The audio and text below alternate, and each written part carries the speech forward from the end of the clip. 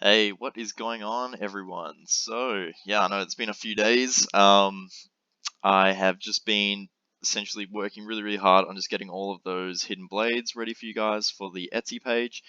And at the time of recording this video, I just finished the sale of the second wave. And it went extremely well. I think we sold out in like under 10 minutes, which was just like ridiculous. I hadn't even released like the notification post for you guys, and they were already selling. So I don't know how you guys knew they were up there, but yeah, you guys were onto it, which is pretty cool. I think I can safely say that we have one of the best subscriber bases on YouTube, and I just wanted to say that I'm really grateful to have you guys following my channel and purchasing a hidden blade, especially if you did that. You're really supporting my work, and you're supporting this channel and future projects, and I really can't thank you enough for that. And yeah, it means a lot to me. So I really hope everyone who's bought one, they love it. I've started to get a few reviews in now, and so far everyone's really happy with their hidden blades. So I'm always here if you guys need support with anything or any of your products. Never feel, afraid to reach out to me or anything like that. I'll be more than happy to support you guys. So yeah, just want to say massive thank you. You're making my dreams come true, and I hope I can make some of your guys' dreams come true as well through this channel. So yeah, all right, it's getting a bit mushy. Okay, cool. So pretty much this video, I'm just going to show you what I've done so far for the hidden gun. So if you follow my Facebook page, you'll know that I teased it a little bit. I just released just a little picture and just asked you guys if you could guess what one of my next projects was. And I think the first comment actually guessed what it is. I didn't anticipate it being that easy, but you guys are pretty smart. So yeah, it is the hidden gun. Now I'm doing kind of like my own version of this. I know the one in the game was, I believe, like a flintlock style miniaturized version. So single shot, muzzle loaded with black powder and a piece of wadding, that kind of thing. Obviously, I'm not going to do that. I think that's a little bit old school. Plus, I think a lot of the other hidden guns on YouTube, although there's not many, are just that kind of same design. It's just a single shot system. So I wanted to kind of take my own route with this and do my own style of the hidden gun, my modern style. You know, we like to do that here on the Raw Ice channel. So hopefully you guys like it. I did have to make a few changes that I didn't want to make at the start, but I think, it should come together quite well, and I'll be interested to see this when it's fully completed. I'm probably going to do two other versions of this. I might do one with a tri-barrel design, so that was actually what I wanted at the start, but there was a little bit of a complication with the mechanism that was just going to take a bit too much time for me to kind of resolve, so I just went with the 5-shot system that you see here.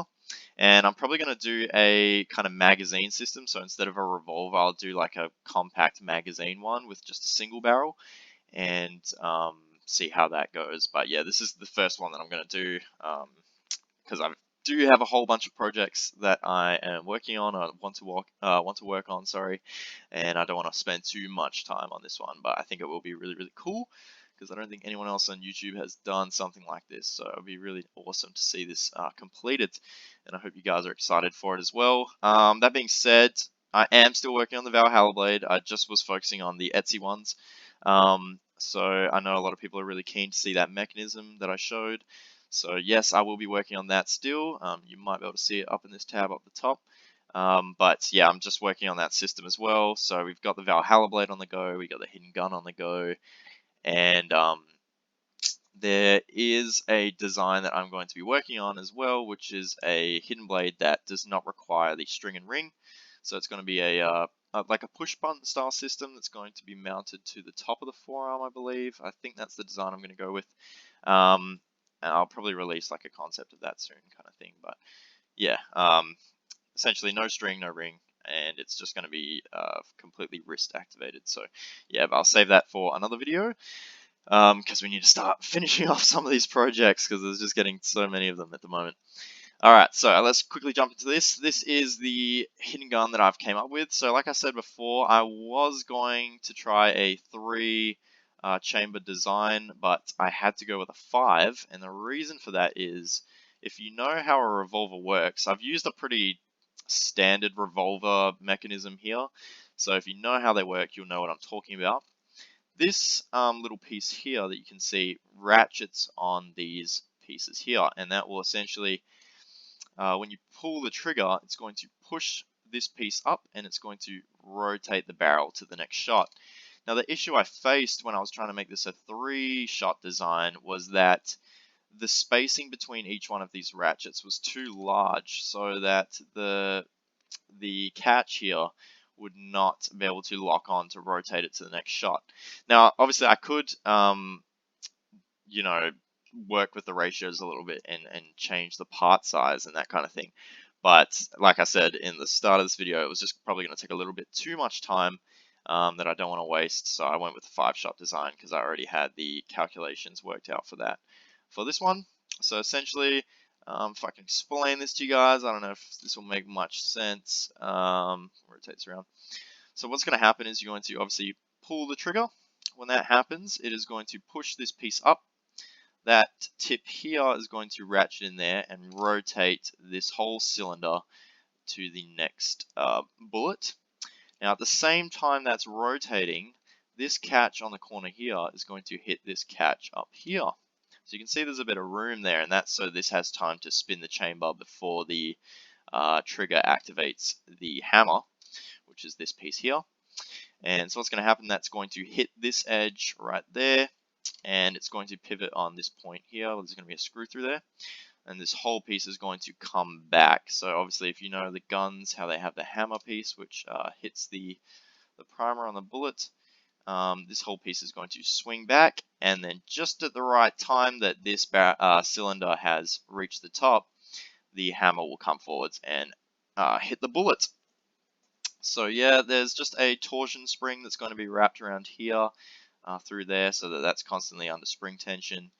And then we also have a spring that is hidden under here.